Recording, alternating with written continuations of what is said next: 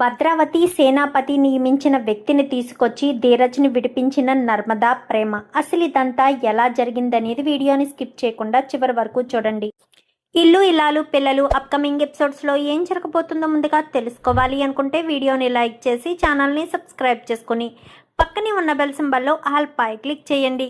నర్మద కనుక మీకు నచ్చినట్లయితే కామెంట్లో నర్మదా అని టైప్ చేయండి. మొత్తం మీద చూసుకున్నట్లయితే గనుక ఇంకా ధీరజ్ని ఇరికించాలని భద్రావతి సేనాపతి గట్టిగానే ప్లాన్ చేస్తారు.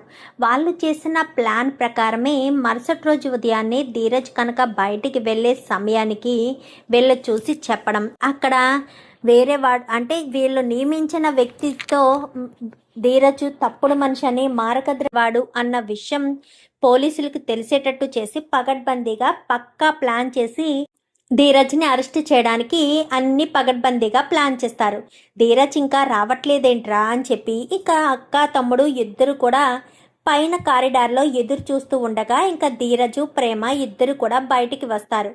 ఇదేంటి ప్రేమ కూడా వెళ్తుంది, ఏం కాదులేరా, ప్రేమ వెళ్ళినా ఏం కాదు, అయినా ప్రేమ డ్రైవింగ్ సీట్లో కూర్చోదు కదా, పక్క సీట్లో కూర్చుంటుంది కాబట్టి, పైగా ఆ డ్రైవర్ మనవాడే కాబట్టి ప్రాబ్లం ఆ ఇన్స్పెక్టర్ మనవాడే కాబట్టి ప్రాబ్లం ఏమీ ఉండదు, ప్రేమను వదిలేస్తాడు.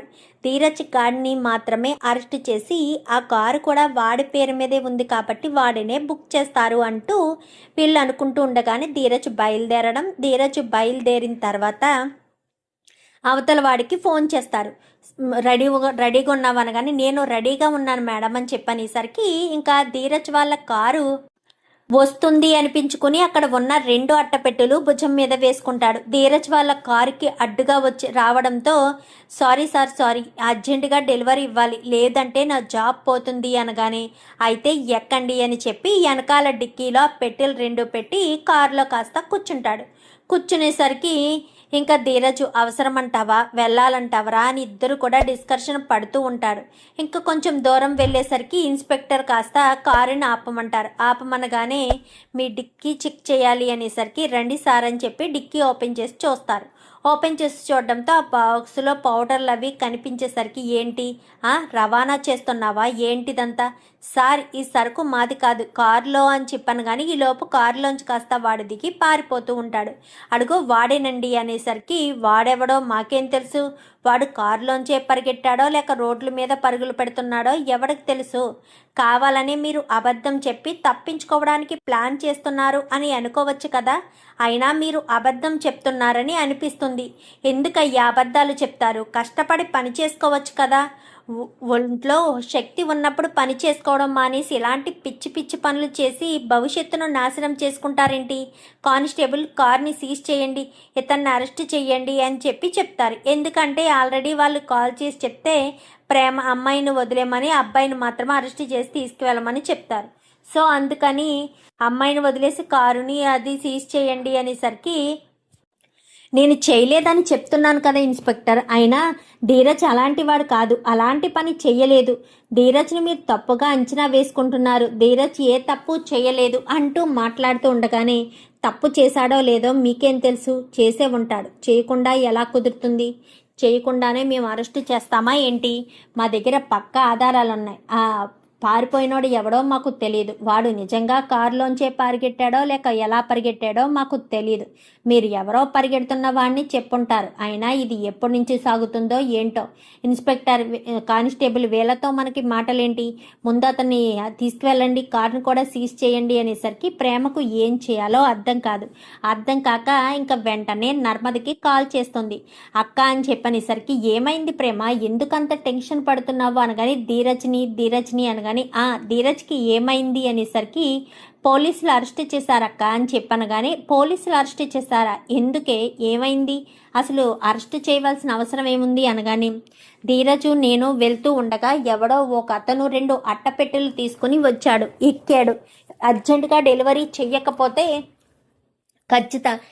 నా జాబు పోతుంది అని చెప్పాడు. నేనేమో నిజమని నమ్మి పాపం ధీరజ్ కష్టపడే వాళ్ళకి సహాయం చేయాలనుకుంటాడు కదా, సో ఆ ఉద్దేశంతో ధీరజ్ సహాయం చేద్దామని సరే ఎక్కైతే అని చెప్పాడు. తీరా మోసి ఎక్కని చెప్పిన తర్వాత కొంచెం దూరం వెళ్ళడంతో పోలీసులు ఆపారు. పోలీసులు ఆపేసరికి అతను కాస్త పరుగులు పారిపోయాడు. ఇవి ఇందులో చూస్తే ఏయో ప్యాకెట్స్ ఉన్నాయి అని చెప్పనేసరికి ఇదంతా ఎవరో కావాలని చేసినట్టు అనిపించట్లేదా ప్రేమ అనగానే, అది నాకు అనిపిస్తుందక్క. లేదంటే కావాలని ఎక్కడా లేనిది మన ఇంటి దగ్గరలో పోలీసు పెట్టడం ఏంటి, పెట్రోలింగ్ మన ఇంటి దగ్గరలో ఎప్పుడూ పెట్టరు. పైగా వాడు ఎందుకు పారిపోతాడు అంటే వాడు ఇరుక్కోవాలనా లేదంటే మనల్ని ఇరికించాలనా? వాడిని పట్టుకుని వచ్చి 4 తన్నితే నిజాలన్నీ బయటకొస్తాయి.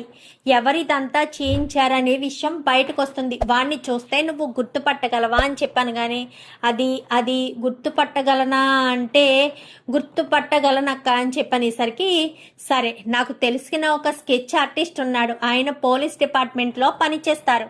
ఒకసారి ఇలాగే మాకు ప్రాబ్లం వస్తే స్కెచ్ ఆర్టిస్ట్ని పిలిపించి స్కెచ్ ఆర్టిస్ట్ గీస్తే పర్ఫెక్ట్గా వచ్చింది పిక్చర్. అతని దగ్గరికి వెళ్దాము. ఇప్పుడు నువ్వు ఎక్కడున్నావు అనేసరికి, నేను పలానా చోట ఉన్నానక్క అనగానే, మా ఆఫీస్ తెలుసు కదా, మా ఆఫీస్ దగ్గరికి వచ్చేసే, ఇద్దరం కలిసి ఇటు నుంచి ఇటే వెళ్దాము అనగానే, సరే అక్క అని చెప్పి ఇంకా అటుగా ఆటో వస్తుంటే ఇంకా ఆటో మీద కాస్త బయలుదేరి అక్కడికి వెళ్తుంది. వెళ్ళేసరికి ఇంకా నర్మద కూడా ఆటో ఎక్కడంతో ఇద్దరు కూడా అతని దగ్గరికి వెళ్తారు. ఏమైందమ్మా, ఏం జరిగింది అని చెప్పాను కానీ మొత్తం వివరించి చెప్తారు. అవునా, ఇదంతా వింటుంటే ఏదో కావాలని ఇరికించినట్టు అనిపిస్తుంది కదమ్మా. అవునండి, అవతల వాడు ఎవడన్న విషయం తెలుసుకోవాలి. వాడిని నువ్వు చూసావా, పోలికలు చెప్పగలవా అనగానే, చూశానండి, చెప్పగలను అని చెప్పి ఇంకా ప్రేమ కాస్త వివరించి వాడు ఎలా ఉంటాడు అలా ఉంటాడు, ఫేస్ కట్ అలా ఉంటుంది ఇలా ఉంటుందని మొత్తం వివరించి చెప్తూ ఉంటుంది. చెప్తూ ఉండేసరికి ఇంకా మొత్తం పిక్చర్ అంతా కూడా రెడీ అయిపోతుంది. ఇదేనా ప్రేమ, వీడేనా అని చెప్పి పిక్చర్ కాస్త ప్రేమకు చేతిలో పెట్టడంతో, ఎగ్జాక్ట్ అక్క, ఇతనే, వీడిని ఎక్కడో చూసినట్టుందే అని చెప్పి అతనే చెప్తాడు.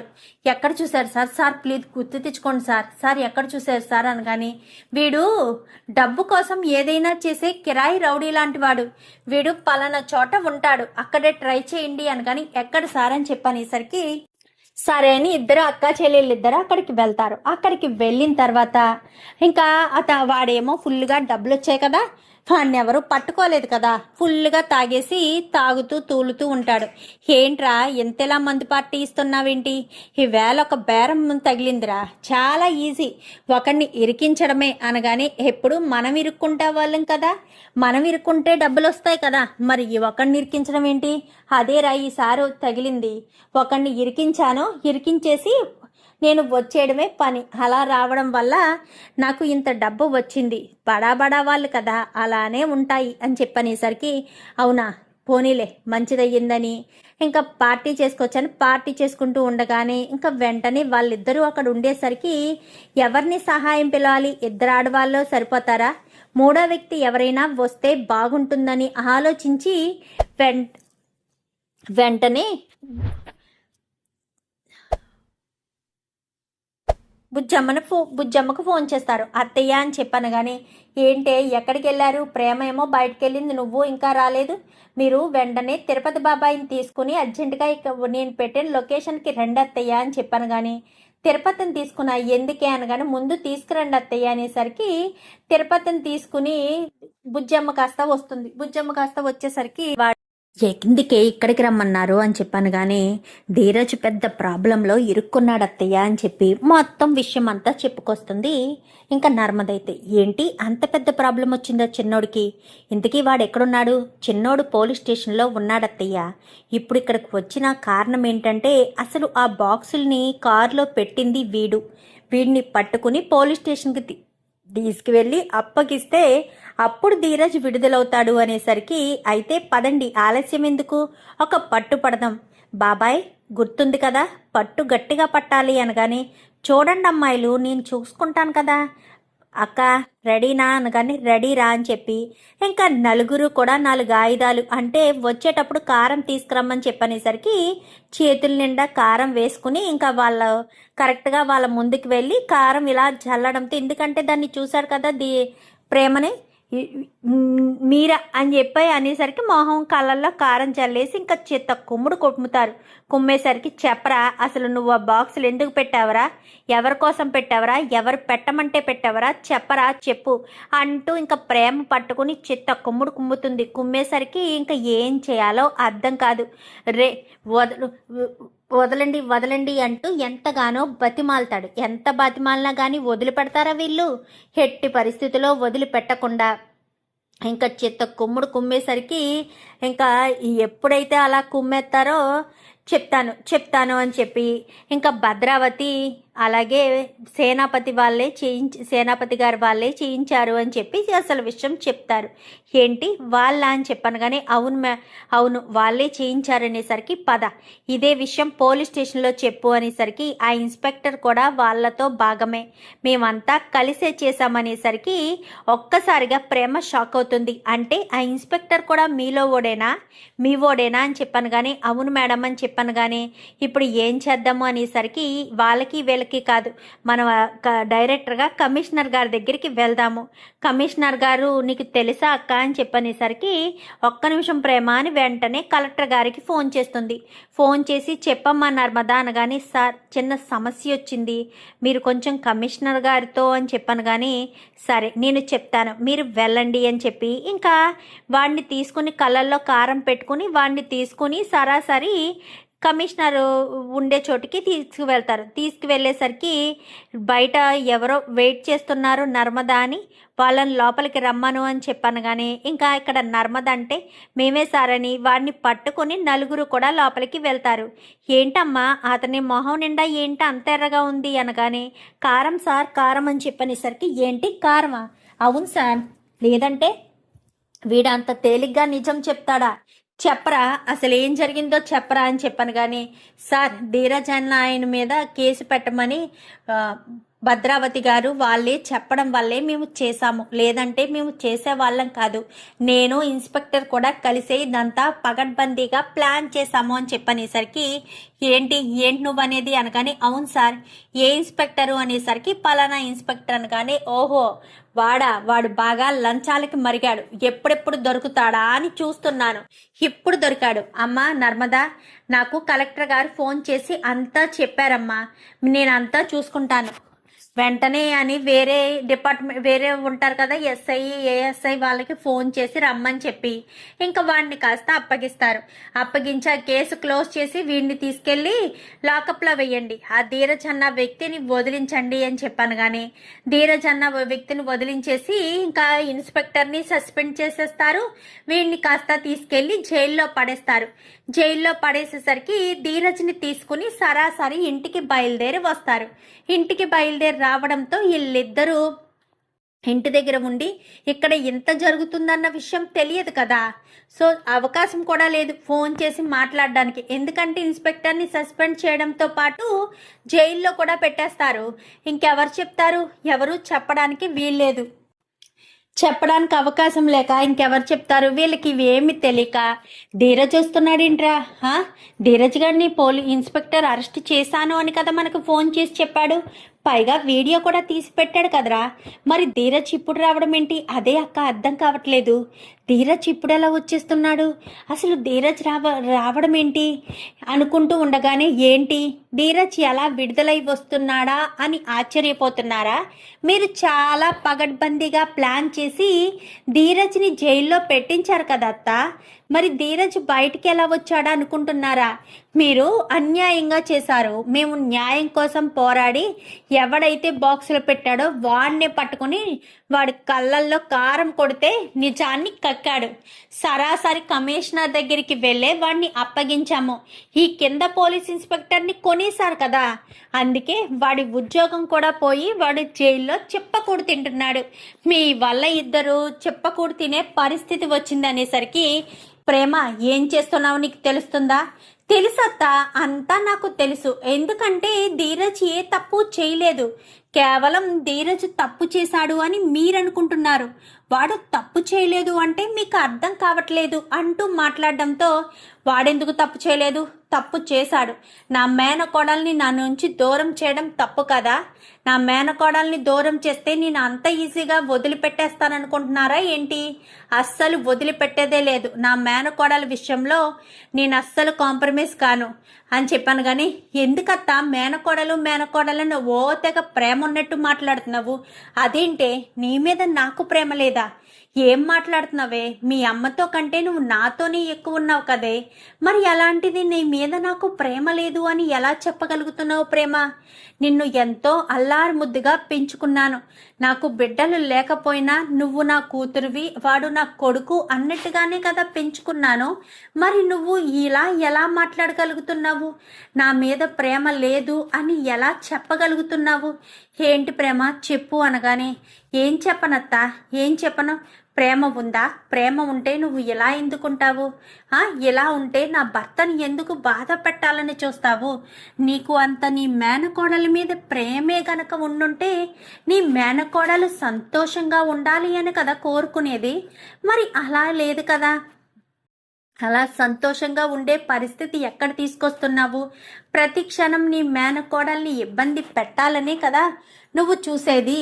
మరి అలాంటి తప్పుడు ఇప్పుడు ఎందుకు ఇలా చేశావు అని చెప్పి మాట్లాడేసరికి, నేనేం చేశానే? నేనేం చేయలేదు. నువ్వే పొరపడుతున్నావు, నువ్వే ఇబ్బంది పడుతున్నావు. నువ్వు వాడు మాయలో పడిపోయావే. వాడి మంచివాడు కాదు. వాడు బుద్ధి గుణగణాలు నీకు తెలియడం లేదు. వాడు మంచివాడు అని వాడి మాయలో పడిపోయి పుట్టింటి వాళ్ళని సైతం దూరం పెడుతున్నావు. వాడేంటో వాడి గుణగణాలేంటో నీకు తెలియనప్పుడు నువ్వు మేము చెప్పేది విను, మా వైపు వచ్చేసే, లేదంటే నువ్వు చాలా ఇబ్బంది పడతావు అనగాని, ఏం మాట్లాడుతున్నావత్తా? వాడు గుణగణాలు నాకు తెలీదా? వాడేంటో తెలీదా? వాడి గురించే మీకు తెలీదత్తా. వాడు ఎలాంటి వాడో మీకు తెలీదు. వాడి బుద్ధి ఏంటో, వాడి మనస్తత్వం ఏంటో అన్నీ నాకు తెలుసు. మీకు అసలు ఏమీ తెలీదు వాడి గురించి. వాడిని నేను తప్పు పట్టడం కాదు, మీరే వాడిని తప్పు పడుతున్నారు. మీరే వాడిని తప్పుగా అర్థం చేసుకుంటున్నారు. మరి అలాంటి తప్పుడు వాడు ఏ తప్పు చేయలేదు అని మీరు తెలుసుకోవాలి కదా. తెలుసుకోకుండా మమ్మల్ని ఎందుకు ఇబ్బంది పెట్టాలనుకుంటారు? మమ్మల్ని ఎందుకు బాధ పెట్టాలనుకుంటారు? మీరు తప్పు చేస్తున్నారత్తా, అర్థం చేసుకోండి. వాడిని నన్ను వేరు చెయ్యొద్దత్తా, ప్లీజ్ అత్తా. వాడంటే నాకు చాలా ఇష్టం. వాడిని నా నుంచి దూరం చేయాలని అస్సలు చూడొద్దు, ప్లీజ్ అత్తా అంటూ ప్రేమ కాస్త అనేసరికి, ఏంటే వాడి మాయలో పడి నిన్ను కన్న తల్లిలా చూసిన మేనత్తనే దూరం పెడుతున్నావా? మేనత్తని తప్పు పట్టడం కాదత్తా, నాకు భర్త తర్వాతే ఎవరైనా సరే. నా భర్తను తప్పుగా మీరు అనుకున్నా, నా భర్తను తప్పుడు మనిషిగా మీరు చూడాలని అనుకున్నా నేను అస్సలు ఊరుకోను. ఎవరిని కూడా క్షమించేది కూడా లేదు అని చెప్పి మాట్లాడేసరికి, ఏంటే క్షమించేది లేదు అంటూ మాట్లాడుతున్నావు? మమ్మల్ని నువ్వు ఏదైనా చేస్తావా? నా భర్త జోలికి వస్తే మిమ్మల్ని జైలుకి పంపించడానికి కూడా వెనకాడను.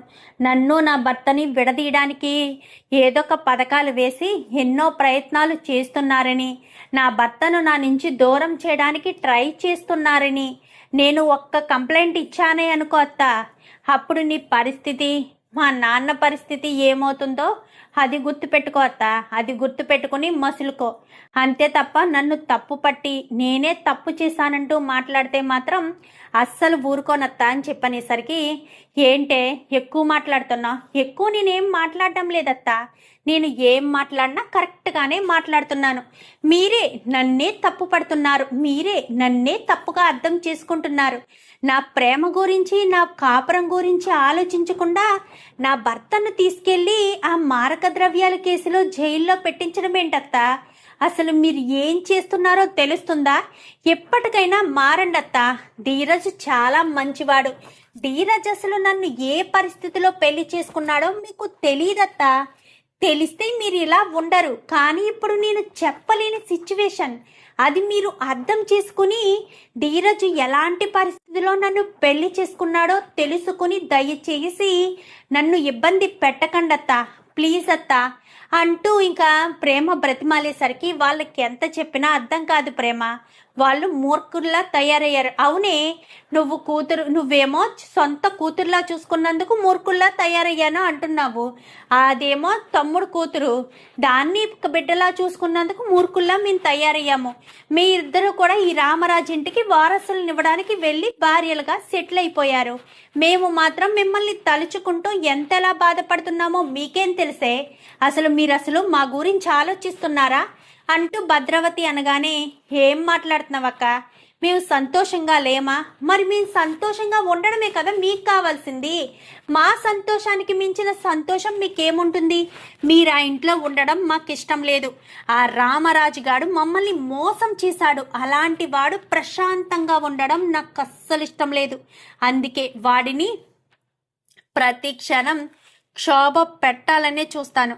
వాడిని ప్రతి క్షణం నరకయాతను అనుభవించేటట్టే చూస్తాను అంటూ మాట్లాడడంతో ఇంకా ఏం మాట్లాడాలో కూడా అర్థం కాదు. వీళ్ళకి ఎంత చెప్పినా వేస్ట్ అత్త. వీళ్ళు మూర్ఖులు, మారరు. వీళ్ళ తోవ, వీళ్ళ పద్ధతి, వీళ్ళదంతా కూడా ఇదే పద్ధతిలో ఉంటుందే తప్ప వేరేదేమీ ఉండదు. వదిలేసాయత్త, వీళ్ళని ఇంతకు మించి మనం ఏం చేయలేము. వదిలేస్తే వీళ్ళకు నచ్చినట్టు చేసుకుంటారు అని చెప్పి మాట్లాడేసరికి, అవునే వదిలేసే మమ్మల్ని, మా గోళ మేము పడతాం. కానీ ఆ ధీరజ్ గారిని, ఈ భద్రావతిని, రామరాజుని మాత్రం ఎట్టి పరిస్థితుల్లో వదిలిపెట్టేది లేదు. ఎట్టి పరిస్థితుల్లో వదిలిపెట్టను కూడా అని చెప్పి మాట్లాడడంతో, సరే మీకు నచ్చినట్టు చేసుకోండి, నేను నా భర్తను కాపాడుకున్నాను, ముందు ఎలా కాపాడుకోవాలో కూడా తెలుసు, నా కుటుంబాన్ని ఎలా రక్షించుకోవాలో కూడా నాకు తెలుసు. మీరు ఎన్ని కుట్రలు చేసినా, ఎన్ని కుతంత్రాలు చేసినా, ప్రతి ఒక్క కుట్ర నుంచి, ప్రతి ఒక్క కుతంత్రం నుంచి నేను నా కుటుంబాన్ని కాపాడుకుంటాను. మీరు చేసిన తప్పేంటో మీరు సరిదిద్దుకునేటట్టు చేస్తాను. ఈ రోజు కాకపోయినా రేపైనా సరే మీరు తప్పు చేశారని పశ్చాత్తాపడేటట్టు చేస్తాను అంటూ ఇంకా అక్కడి నుంచి కాస్త మాట్లాడతాడు. అక్కడి నుంచి కాస్త ప్రేమ బయలుదేరిపోతుంది. ప్రేమ బయలుదేరిపోవడంతో ప్రేమ అంటూ ఇంకా ధీరజు అందరూ కూడా వెళ్ళిపోతారు. ఇంకా అందరూ వెళ్ళిపోవడంతో చాలా సంతోషంగా ఇంకా ధీరజు అంతా కూడా హ్యాపీగా వచ్చేస్తారు. ఇంత త్వరగా కేసులోంచి బయట పడతామని అస్సలు అనుకోలేదు ప్రేమ అనగానే, ఇదంతా నర్మదక్క, అత్తయ్య, తిరుపతి బాబాయ్ వీళ్ళంతా సహాయం చేశారు. ఏంటి, మా మామ సహాయం చేశాడా? ఏంట్రా చిన్నల్లుడు అంత తేలిగ్గా తీసి పడేశావు? నేను మాత్రం సహాయం చేయలేనా ఏంటి? నాకు మంచి పెళ్ళం వస్తుందని ఇలాంటి ఏయో చిన్న సాయాలు చేస్తున్నాను అనగాని, ఎప్పుడు చూసినా పెళ్ళి అంటావేంటి మామ అని చెప్పనేసరికి, నీకేంట్రా, నువ్వు చక్కగా మా పిల్లని పెళ్లి చేసుకుని హ్యాపీగా ఉన్నావు. పెళ్ళైనోడికి నీకేం తెలుస్తుంది నా బాధ ఎవరికి చెప్పుకోను? నాకు పెళ్ళైన బ్రహ్మచారులనే బాబాయ్ మామయ్య అని చెప్పనేసరికి, రే ఏం పోగుతున్నావురా, పద లోపలికి అంటూ ఇంకా ధీరజ్ని తీసుకుని లోపలికి వెళ్ళిపోతుంది. మొత్తానికైతే ధీరజు గండం నుంచి బయట పడ్డాడు. అక్క ఏ గొడవ లేదు. అసలు అమ్మ అన్నయ్య ఇలా ఎందుకు చేస్తున్నారక్క? వాళ్ళంతేరా మూర్ఖులు. వాళ్ళకి ఎంత చెప్పినా అర్థం కాదు. మనం ఇక్కడ సంతోషంగానే ఉన్నాం కదా, ఆ విషయం వాళ్ళు అర్థం చేసుకోవచ్చు కదా, అర్థం చేసుకుని మా జోలికి రాకుండా ఉండొచ్చు కదా. లేదు, పదే వస్తూనే ఉంటారు, ఏదొకటి అంటూనే ఉంటారు, మమ్మల్ని ఇబ్బంది పెడుతూనే ఉంటారు. ఇబ్బంది పెట్టకుండా ఉండడం వాళ్ళకి అస్సలు సాధ్యం కాదు. ఆ విశ్వగాడంటే మరీ దారుణంగా తయారవుతున్నాడు. అదంతా పెద్దక్క ట్రైనింగే లక్క. పెద్దక్క ట్రైనింగ్ ఇవ్వడం వల్లే వాడు అలా తయారయ్యాడు. పెద్దక్కే ప్రతి ఒక్కటి చెప్తూ ఉంటుంది. అన్నయ్య కొంచెం పట్టించుకోకపోయినా పెద్దక్క మాత్రం చిన్నప్పటి నుంచి వాడిని చూసింది కదా, అందుకని వాడిని అలాగే నెక్కించుకుని వాడు ఏం చేసినా కరెక్ట్ అని చెప్పుకుంటూ వచ్చింది. అందుకే ఈరోజు వాడు అలా తయారవ్వడానికి కారణం. ఏదైనా సరే ఆ కుటుంబం ఈ కుటుంబం ఒకటవ్వాలరా. ఒకటైతేనే అంతా మంచి జరుగుతుంది. లేదంటే మాత్రం చాలా ఇష్యూస్, చాలా ప్రాబ్లమ్స్ వస్తాయి. ఈ ప్రాబ్లం అన్నిటి నుంచి బయటపడడానికి ఒకే ఒక్క సొల్యూషన్, రెండు కుటుంబాలు ఒకటవ్వడం. ఒకటైతే అంతా కూడా చాలా సంతోషపడతారు అని చెప్పనేసరికి, నువ్వు చెప్పింది 100% కరెక్టే అక్క. కానీ కలవాలి అని మనకున్నా కలిసిపోవాలి అని వాళ్ళకి అస్సలు ఉండదు కదా. వాళ్ళకి ఎంత చెప్పినా వాళ్ళ పట్టు వాళ్ళదే తప్ప ఎదుటి వాళ్ళ మాట వినిపించుకునే రకాలు కాదు కదా అవి. అందుకే ఇంకా వాళ్ళని మనం ఏమీ చేయలేము, వాళ్ళని ఏమీ చేయలేం కాబట్టే నోరు మూసుకుని ఎప్పటికైనా మంచి జరగాలి అని కోరుకుని ఉండడం తప్ప వేరే ఆప్షన్ కూడా లేదు అని చెప్పనేసరికి, నువ్వు చెప్పింది నిజమేరా, వాళ్ళంతే మూర్ఖులు అని చెప్పి ఇద్దరు కూడా మాట్లాడుకుంటారు. చూద్దాం మరి రాబోయే ఎపిసోడ్స్లో ఇలాగే జరగాలని మీరు కూడా కోరుకుంటే వీడియోని ఇస్తే లైక్ చేసి ఛానల్ని సబ్స్క్రైబ్ చేసుకొని పక్కనే ఉన్న బెల్ సింబల్లో ఆల్ పై క్లిక్ చేయండి. Thank you for watching.